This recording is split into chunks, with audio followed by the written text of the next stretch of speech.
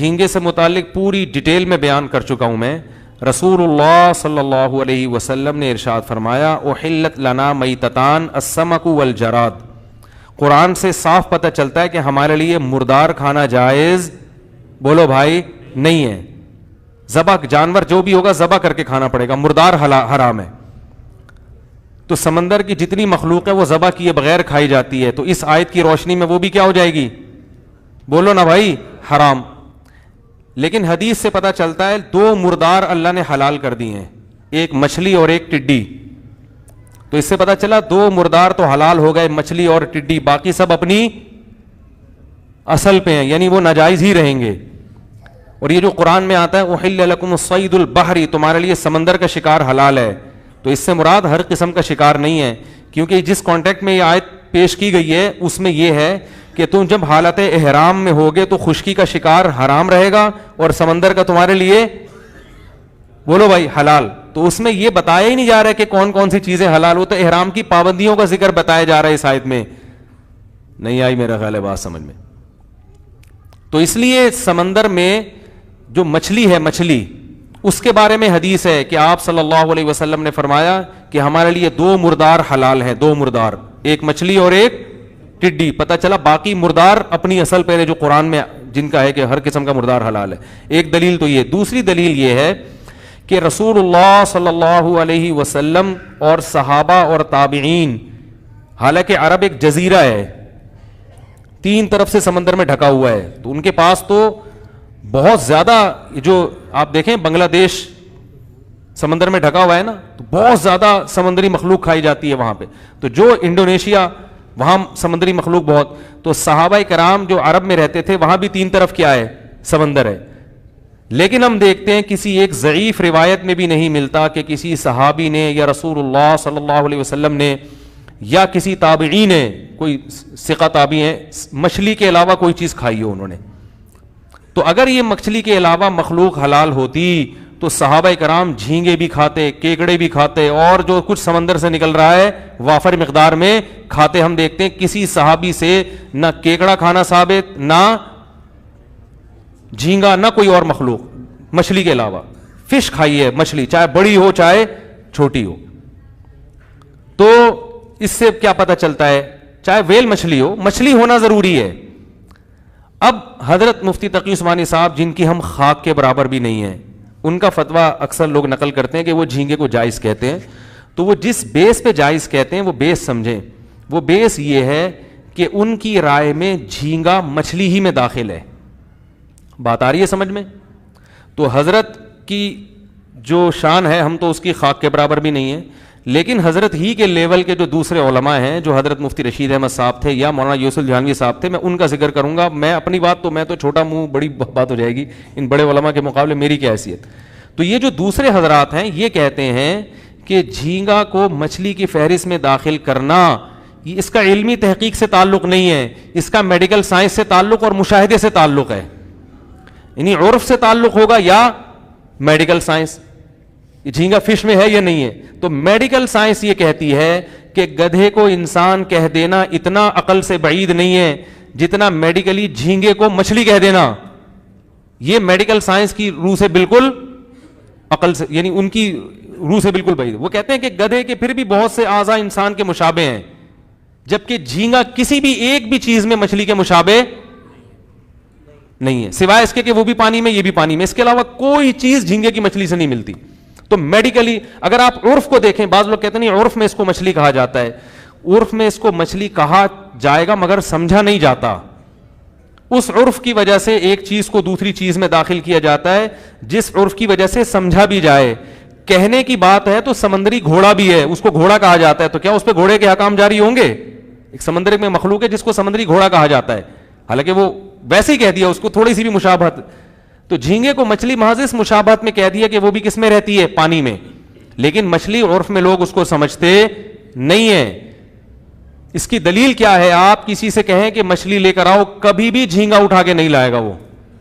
اگر کوئی قسم اٹھا لے کہ اللہ کی قسم میں مچھلی نہیں کھاؤں گا, تو جھینگا کھانے سے اس کی قسم نہیں ٹوٹے گی. لوگ کہیں گے اس نے قسم نہیں توڑی, اس نے تو کہا تھا مچھلی نہیں کھاؤں گا. بات میں سمجھا پا رہا ہوں؟ تو عرف میں بھی اس کو فش مچھلی نہیں کہا جاتا, اور میڈیکلی بھی اس کو مچھلی نہیں کہا جاتا. بات آ رہی ہے سمجھ میں؟ ہمیں یاد ہے ہم بچپن میں جب جایا کرتے تھے نا سمندر کے کنارے, مچھلی کے شکار کا مجھے بہت شوق تھا. ابھی بھی ہو سکتا ہے کوئی شکار پہ جائیں, اللہ نے چاہا تو. لوگ کہیں گے بہت زیادہ فنٹر گیری شروع ہو گئی ہے, ادھر فشنگ, ادھر ڈائیونگ, ادھر سوئمنگ اور فشنگ بھی کریں گے بھائی. ٹھیک ہے, اللہ توفیق دے. یہی تو حلال لذتیں تو یہی ہے نا بھائی. تو ہم تو کہتے ہیں حلال تو حاصل کرو نا, شادیاں کرو 4, کس نے کہا ہے آپ کو؟ تو جائز چیز پہ اللہ نے پابندی کرو اپنی ذمہ داری پہ. فشنگ میں تو مزہ ہے, 4 میں وہ نہیں ہے, پٹو گے بھی, یہ بھی بتا دوں میں. تو حقوق بھی ہیں ان کے, برابری بھی ہے, سب چیزیں. خیر میں ابھی سوال کا موقع دوں گا آپ کو. دیکھو مجھے یاد ہے ہم جایا کرتے تھے نا بچپن میں سینڈ سپٹ پہ, ہاکس بے پہ, تو وہاں مچھیرے لانچنگ کے ذریعے مچھلیاں پکڑ کے لاتے تھے. تو بہت سی مچھلیاں ایسی ہوتی تھی جن کو مچھیرے کہتے تھے کہ یہ مچھلی نہیں ہے, اور وہ کراہت بھی آتی تھی ان کو دیکھنے میں. تو مچھیرے ان کو کہہ کے پھینکتے تھے یہ حرام مچھی ہے. کیا کہتے تھے؟ اب دیکھو حالانکہ جب مچھی کہہ دیا تو حرام نہیں ہوئی نا, کیونکہ سمندر کی فش تو کیا ہے, حلال ہے. لیکن اصل میں ان کے پاس اس کے لیے کوئی لفظ ہی نہیں تھا, ان کے پاس کوئی ڈکشنری میں کوئی لفظ نہیں ملا, تو انہوں نے اس کا نام کیا دے دیا, حرام مچھی. حالانکہ انہوں کسی مفتی نے نہیں بتایا کہ مچھلی ہے یا نہیں ہے, یہ حلال ہے حرام. ان کو لگا کہ یہ مچھلی نہیں ہے, اور عجیب سی اس میں کراہت بو آ رہی ہے, عجیب سی چھپکلی جیسی اس کی شکل ہے. تو وہ خود ہی بغیر یعنی اس کے تحقیق کے, کیونکہ لغت کا اعتبار تو پھر ماہرین کا ہوگا نا, تو مچھیرے کسے مچھلی سمجھتے ہیں؟ مچھیرے جھینگا کو مچھلی نہیں سمجھتے, مچھیرے حرام مچھی کو مچھی نہیں سمجھتے. حالانکہ مچھی سے تعبیر کرتے ہیں کیونکہ ان کے پاس اس لفظ کے علاوہ کوئی دوسرا لفظ, بولو بھائی, ہے نہیں. میں سمجھا پا رہا ہوں اپنی بات؟ نہیں سمجھا پا رہا میرا خیال. تو اس بیس پہ ہمارا فتویٰ یہ ہے, ہماری رائے یہ ہے کہ سمندر کی صرف مچھلی حلال ہے. جو مچھلی ہونا عرف کی وجہ سے مچھلی لوگ اس کو سمجھتے ہوں, یا میڈیکلی اس کو مچھلی ثابت کر دیا ہو ڈاکٹروں نے, تو ان 2 چیزوں کے علاوہ ہم یہ سمجھتے ہیں کہ باقی چیزوں کو ہاتھ, بولو بھائی, بولو نا یار, نہ لگائیں. مچھلیاں کو اتنی اقسام ہے, کھانے کے لیے کھا لو. اور ایک اور دلیل یہ بھی ہے کہ اگر سمندر کی مچھلی کے علاوہ بھی ہر مخلوق کو حلال قرار دے دیا جائے تو ایسا گند سمندر سے نکلتا ہے نا. ایک طرف قرآن کہہ رہا ہے وَيُحَرِّمُ عَلَيْهِمُ الْخَبَائِثَ, نبی تم پر خبیث چیزوں کو حرام کرنے کے لیے آئے ہیں. تو ایسا گند نکلتا ہے کہ گورا بھی کہے گا یہ حلال نہیں ہو سکتا, تو آپ کو اس کو بھی حلال قرار دینا پڑے گا. اور اگر آپ اس کو کسی دلیل سے حرام قرار دو گے تو ہم کہیں گے کہ جب وہ ناجائز ہے, حالانکہ اس قرآن نے تو سمندر کے شکار کو حلال قرار دیا ہے, تو اس میں جب یہ سمندری مینڈک بھی حلال ہو جائے گا, پھر اگر سمندر کا شکار حلال ہے قرآن کی اس آیت کی وجہ سے, ہر قسم کا ہے, تو اس میں مینڈک بھی داخل ہے, پھر اس کو تو آپ بھی جائز نہیں کہو گے. ٹھیک ہے نا. تو اس لیے اس بارے میں جو دلائل ہیں وہ میرے خیال میں یہی زیادہ قوی ہیں کہ صرف مچھلی کھا سکتے ہیں, مچھلی کے علاوہ کچھ اور نہیں کھا سکتے. لیکن چونکہ ہم معتدل لوگ ہیں, طنز نہیں کرتے.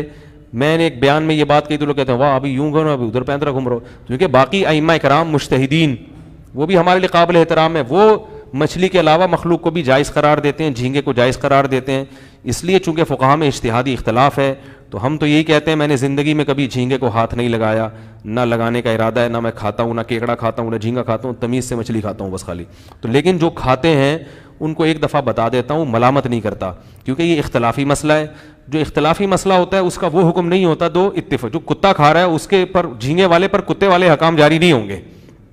کتا بھی حرام ہے مگر بالاجماع حرام ہے, سور بھی حرام ہے مگر, بولو بھائی, بالاجماع حرام ہے. اسی لیے جب اختلاف ہو گیا تو اس کے لیے ہم ہلکا لفظ استعمال کرتے ہیں جھینگے کے لیے, مکروہ تحریمی, قطعی حرام نہیں کہتے اس کو, مکروہ کہتے ہیں, ناپسندیدہ کہتے ہیں. تو ہلکا لفظ تھوڑا استعمال کیا اس لیے نہ. اور بنگلہ دیش کے لوگ مجھے کہتے ہیں کہ ہم تو نہیں چھوڑتے, تو وہ کہتے ہیں ہم تو کھائیں گے. ہم کہتے ہیں آپ کھائیں, کیونکہ اختلافی چیز ہے, اتفاقی نہیں ہے. تو اب ایک قوم کی رگ رگ میں ایک چیز رچ گئی ہے, تو حرج جو ہے نا, حرج یہ خود رخصتیں پیدا کر دیتا ہے. تو چونکہ فقہا کے مابین یہ مسئلہ اختلافی ہے, مجتہدین بہت سے مجتہدین اس کے جواز کے بھی قائل ہیں, تو ہم بنگلہ دیش کے لوگوں سے کہتے ہیں کہ اس معاملے میں آپ کے لیے فقہ شافعی کو فالو کرنا, بولو بھائی, جائز ہے. کیونکہ وہ بہت زیادہ ان کی اتنا زیادہ کہ وہ دنیا چھوڑ دے گا جھینگا وہ دنیا چھوڑ دیں گے, جھینگا نہیں چھوڑیں گے. تو ہم کہتے ہیں بھائی دلائل کی روح سے تو یہی مسئلہ ہے, لیکن حرج چونکہ بہت زیادہ لازم آ رہا ہے, تو کہیں بہت حرج لازم آ رہا ہو پھر گنجائش کا پہلو دوسرے فقہا کی بیس پہ قول کی بنیاد پر نکلتا ہے. تو جو نہیں کھا رہے وہ نہیں کھائیں, جو کھا رہے ہیں وہ چھوڑ دیں, اور جو کہہ رہے ہیں کہ اگر میں نے چھوڑا تو دنیا چھوڑ دوں گا میں, وہ دنیا نہ چھوڑیں, یہ کھا لیں.